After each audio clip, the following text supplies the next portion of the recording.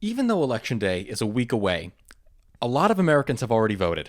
Yeah. And down in Nevada, 50% of the whole 2020 electorate has already cast their ballot. Yeah, a lot of people were A saying. lot of people have already cast their Yeah. ballot. There are 493,000 ballots cast out in Clark County. That's where Las Vegas is. 127,000 in Washoe County. That's where Reno is.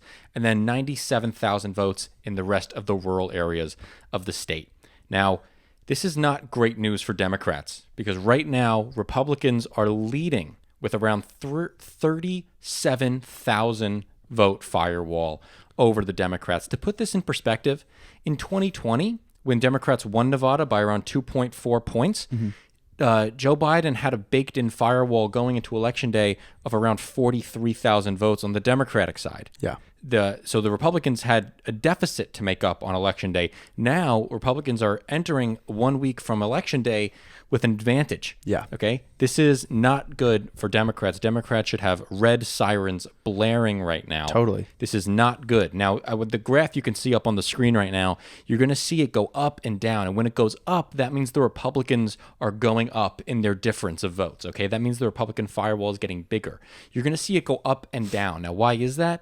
It goes up at late at night when the Secretary of State released the early in-person vote, which is more leaning towards Republican, and then it goes down in the morning when we get mail ballot drops from Clark County, and that leans more Democrat. Okay, so now I want to go into a little bit of the specifics of each county here. So in Clark County, the Democrats have a firewall of around 4,500 votes.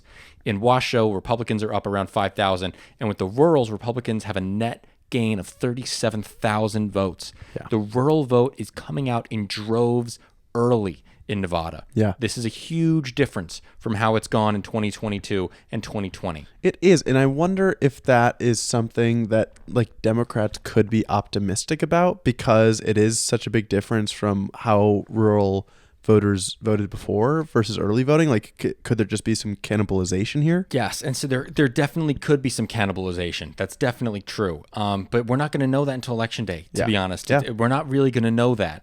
And, you always want to be on the side with whose team has already voted. Yes, of than course. the team opposite, right? Because Yeah. if your team has already voted and a bunch of your people have already voted, you can spend more of your money and your resources turning out the low propensity voters rather than having to spend more time and money talking to your high propensity voters, making sure they get their ballot back in. And so that's where Democrats are right now. So what I'm going to put up on the screen right now is the early in-person vote for Clark County. And this is going to be really important to look at because the solid lines that you see are what happened in 2022 at the same day. So the x-axis is number of days before the election, and the y-axis is the percentage of the makeup of each day.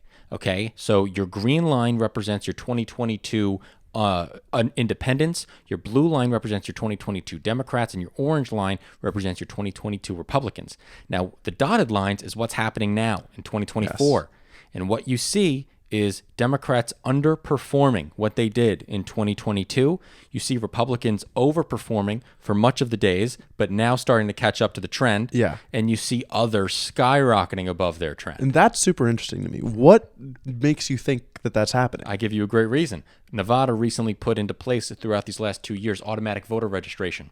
So when you go to the DMV and you get your driver's license, you are automatically registered to vote. And if you don't pick a party, you're automatically registered as an independent. So is that something that also might be encouraging here? I mean, it's definitely encouraging that the percentages that are coming out of the Democratic share are being put into the independent share, yes, rather than the Republican. Well, as far as we know, we don't know what's going on with that other independent. It could just be the Democrats not showing up. Exactly. We don't know what's going on in the independent category. Yeah. What we do know is that a couple of these, a lot of these other in-person votes tend to be younger, which is somewhat good for Democrats, right? If they're younger, they're more likely to vote for them. Sure. Right? So that is good. But okay. When I look at these other trends, I'm going to put up on the screen now, the 2020 versus 2022 Clark in-person vote, okay? You can see that the younger demographic is currently underperforming. And the older demographic is showing up more in droves compared to 2020. Now, you can compare this to 2020, 2022. You can dice these numbers all the ways you want. Point is, the electorate is older than it was in 2020, okay?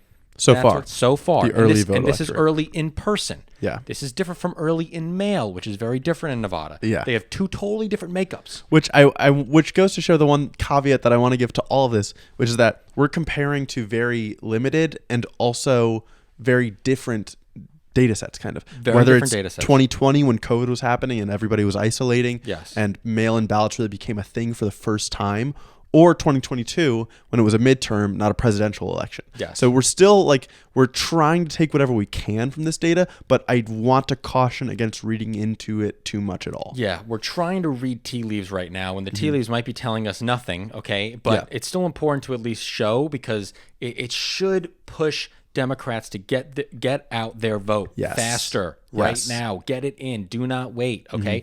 Now I'm going to put up on the screen. This is, I think, the most worrying sign for Democrats. Okay? This is the 2024 to 2022 Daily Clark County mail vote percentage by party. And here you can see the Democrats drastically underperforming what they were doing in 2022. Yeah. While the others are going up a lot, Republicans are about where they were. Exactly. Now, again, it's all about who are the others. Yeah. Now, what it means is that the Democrats have to win independents by a larger margin than what they did in 2022. Yes. Right? That's the ask now. Yes. And if these independents tend to be younger, maybe they were going to be Democrats anyway.